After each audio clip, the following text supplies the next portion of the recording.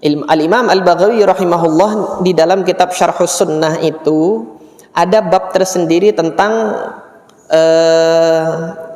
tentang menjauhi ahli bid'ah, al-muba'adah wal muhajarah li ahli al-ahwa. Ada kitab tersendiri yang beliau tulis tentang menghajar, memboikot ahli bid'ah, mendiamkan ahli bid'ah, enggak boleh berbicara sama ahli bid'ah, enggak boleh ngasih salam sama ahli bid'ah. Beliau nukil fatwa-fatwanya itu dari para salaf di dalam bab tersebut. Tetapi di akhir bab ini yang mungkin beberapa orang enggak baca tuh sampai habis, enggak baca endingnya gitu kan.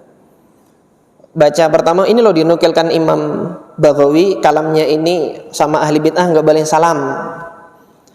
Komentar beliau di akhir bab itu, wa hadzal hijranu wat tabarri wal muadatu fi ahli bid'ah wal mukhalifina fil usul. Hajar, boikot, wat tabarri, berlepas diri, wal muadah, menunjukkan permusuhan, fi ahli bid'ah wal mukhalifina fil usul, yaitu dalam perkara bid'ah usul. Wa ma lana alla natawakkal 'ala Allah wa qad hadana subulana wa lanasbiranna 'ala ma adaytumuna wa 'ala Allah falyatawakkalul mutawakkilun.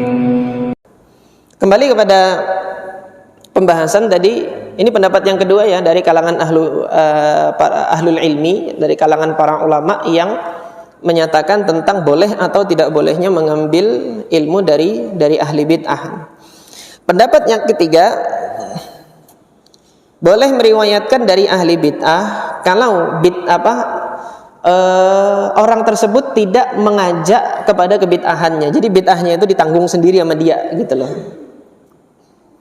Nah, ini disampaikan oleh Al-Khatib Al-Baghdadi, wa qala katsirun minal ulama. Ada banyak ulama yang mengatakan, dan ini yang paling banyak memang pendapatnya dari kalangan salaf. Tuqbalu akhbaru ghairid du'ah min ahlil ahwa. Boleh diambil pendapatnya ahli bid'ah kalau dia tidak menyuruhkan dan mengajak umat kepada kebid'ahannya. Ini nanti antum akan lihat Al-Imam Qatadah ibn Di'amah As-Sadusi itu kan tidak mendakwahkan kepada kebid'ahan yang ada pada dirinya, yaitu Qadariyah. Oleh karena itu enggak ada seorang salaf pun yang tidak mengambil dari Imam Qatadah ibn Di'amah As-Sadusi. Nanti kita akan baca pernyataannya Al-Imam Adz-Dzahabi tentang Qatadah ibn Di'amah As-Sadusi kalau sempat waktunya. Kalau enggak sempat nanti antum baca sendiri tulisan saya di elmishkat.com itu. Nah, katsirun minal ulama tadi kan, fa amma du'atu fala yuhtajju bi akhbarihim. Apabila dia perawi tersebut itu justru mengajak kepada kebid'ahannya, ini enggak diambil riwayatnya. Wa mimman dhahaba ila dzalik, di antara para ulama yang berpendapat demikian adalah apa? Siapa? Abu Abdullah Ahmad ibnu Muhammad ibnu Hambal, yaitu Imam Ahmad bin Hambal. Dalam hal ini Al-Imam Ahmad ibn Hambal pernah ditanya oleh Al-Imam Abu Dawud rahimahullah. Al-Imam Abu Dawud mengatakan, yuktabu anil qadari, boleh enggak kita menulis hadis, meriwayatkan hadis dari seorang perawi yang ada bid'ah qadariyahnya. Bukan rumiyah bid'ah lagi, bukan tertuduh bid'ah ya.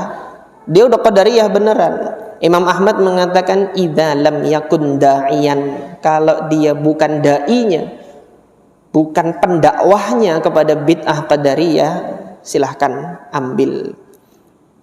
Nah, kesaksian yang berkenaan dengan hal ini ada banyak. Kalau antum mau menelaah dua aja kitab, Sahih Bukhari dengan Sahih Muslim. Tadi yang disampaikan oleh Al-Hafidz As-Suyuti rahimahullah, ada banyak rentetan-rentetan perawi yang ada di dalamnya itu yang dia punya kebid'ahan.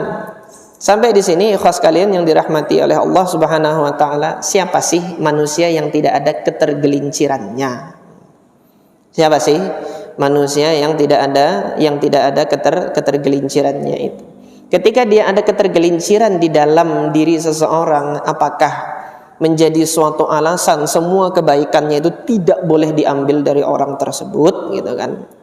Nah, maka berkaitan dengan hal ini kita harus melihat yang pertama, harus kita timbang dalam periwayatan ahli bid'ah ini, mengambil ilmu dari ahli bid'ah, dilihat kadar kebid'ahannya dulu.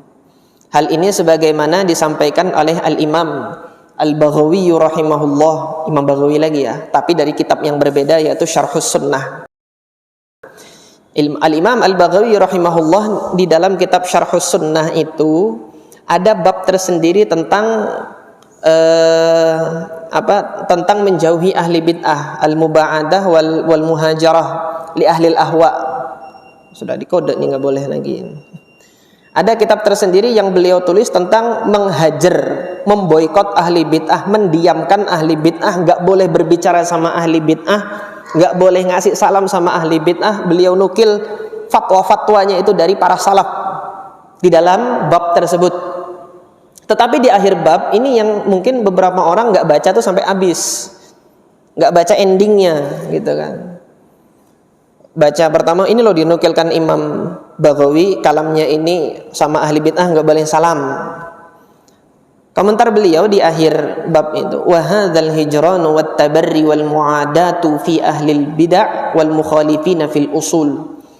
Hajar, boikot, wat tabarri, berlepas diri, wal muadah, menunjukkan permusuhan, fi ahli bid'ah wal mukhalifina fil usul, yaitu dalam perkara bid'ah usul. Bid'ah usul itu apa? Disampaikan oleh Al-Hafidz Ibnu Hajar itu di dalam kitab beliau Nuzhatun Nazar, mereka yang mengingkari perkara-perkara yang sudah mutawatir,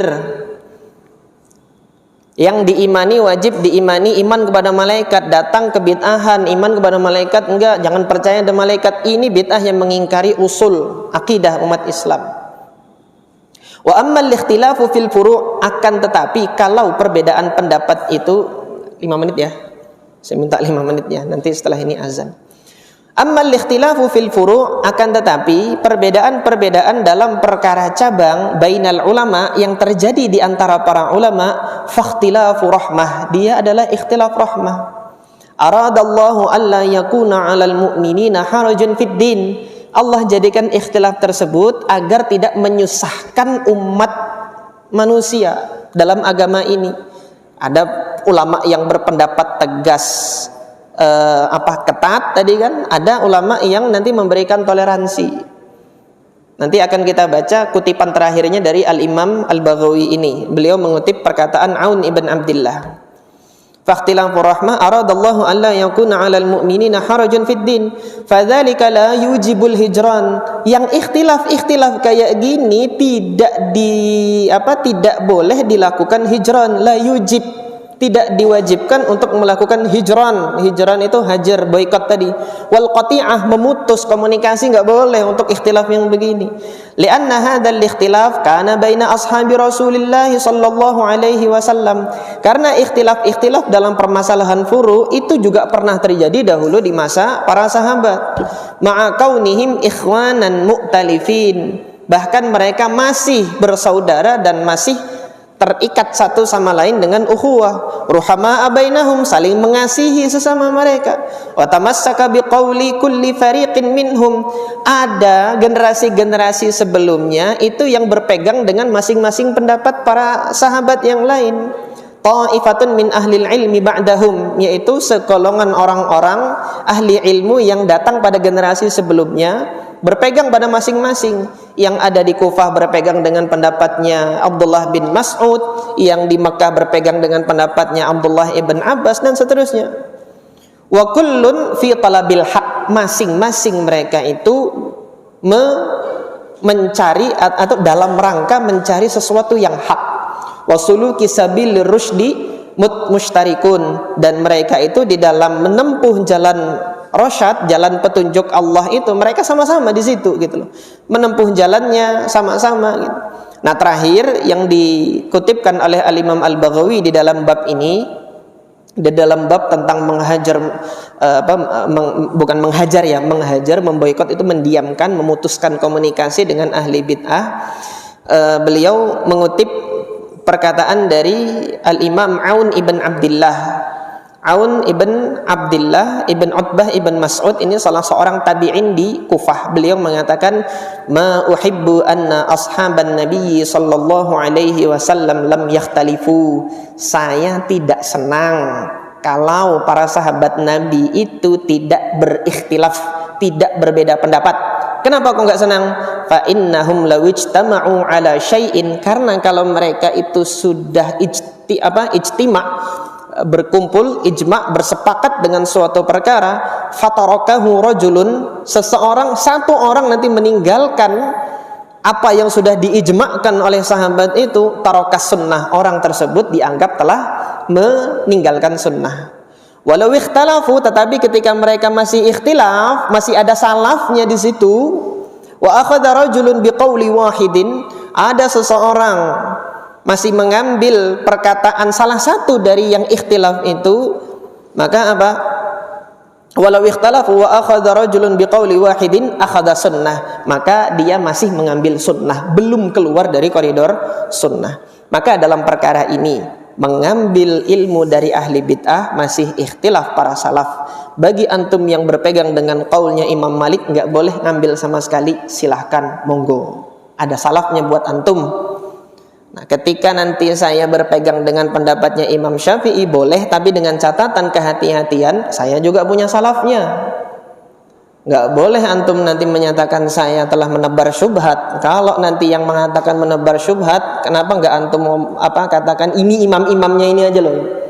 Saya menyampaikan perkataan para a'immatus salaf loh ya.